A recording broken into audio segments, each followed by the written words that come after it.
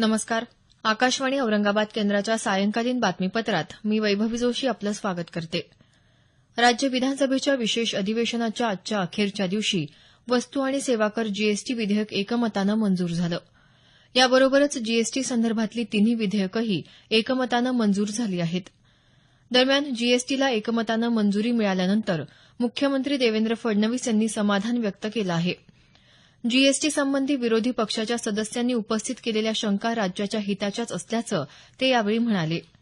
मूल्याधारित कर व्हॅट प्रणालीमध्ये जेवढं उत्पन्न मिळालं तेवढं उत्पन्न जीएसटीमधूनही राज्याला मिळणार असून नुकसान भरपाईही मिळणार असल्याचं त्यांनी सांगितलं. महानगरपालिकांचीही आर्थिक स्वायत्तता राखण्यात येणार असून महानगरपालिकांना नुकसान भरपाई देणारं महाराष्ट्र हे देशातलं पहिलं राज्य असल्याचं ते म्हणाले.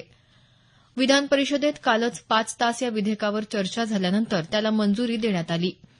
येत्या 1 जुलैपासून हा कर देशात सर्वत्र लागू होणार आहे. कोळसा घोटाळ्याशी संबंधित एका खटल्यात नवी दिल्ली इथल्या विशेष न्यायालयानं माजी कोळसा सचिव एच.सी. गुप्ता यांच्यासह 3 सरकारी अधिकाऱ्यांना प्रत्येकी 2 वर्षांच्या कारावासाची शिक्षा ठोठावली आहे. ज्या कंपनीला कोळसा खाणपट्टा दिला गेला होता त्या कंपनीचे व्यवस्थापकीय संचालक पवन कुमार अहलुवालिया यांना 3 वर्षांची कैद आणि 30 लाख रुपये दंड ठोठावण्यात आला आहे. कोळसा खाणपट्टे घोटाळा खटल्यात आरोपीला शिक्षा झालेला हा पहिला खटला आहे. केंद्रीय अर्थमंत्री अरुण जेटली यांनी दुसऱ्यांदा दिल्लीचे मुख्यमंत्री अरविंद केजरीवाल यांच्या विरोधात अब्रू नुकसानीचा खटला दाखल केला आहे. जेटली यांच्या वकिलांनी दिल्ली उच्च न्यायालयात 10 कोटी रुपयांच्या नुकसान भरपाईचा हा दुसरा खटला दाखल केला आहे. केजरीवालांचे वकील राम जेठमलानी यांनी जेटली यांच्या विरोधात वादग्रस्त शब्दप्रयोग केल्यानं हा दावा करण्यात आला आहे. मुंबई ते गोवा या मार्गावर आजपासून तेजस एक्सप्रेस या सर्वात जलदगती रेल्वेगाडी सुरू झाली आहे. केंद्रीय रेल्वे मंत्री सुरेश प्रभू यांनी आज या गाडीला हिरवा झेंडा दाखवून तिचा शुभारंभ केला. आठवड्यातून 5 दिवस धावणारी ही रेल्वेगाडी गोव्यातल्या करमाळी स्टेशनपर्यंत जाणार आहे. सकाळी 5 वाजता ही रेल्वे मुंबईच्या छत्रपती शिवाजी टर्मिनलवरून सुटेल आणि दुपारी 1:30 वाजता करमाळीला पोहोचेल. परतीच्या प्रवासात ही दुपारी 2:30 वाजता करमाळीहून सुटेल आणि रात्री 11 वाजता मुंबईला पोहोचेल.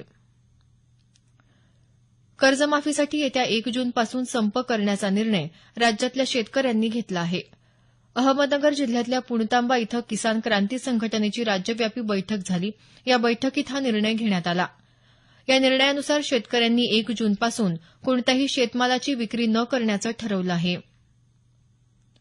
शेतकऱ्यांचं कल्याण आणि कृषी क्षेत्राचा विकास करण्यासाठी केंद्रीय कृषी मंत्रालयानं केलेल्या उपाययोजनांचे सकारात्मक परिणाम दिसत असल्याचं केंद्रीय कृषी मंत्री राधामोहन सिंग यांनी म्हटलं आहे.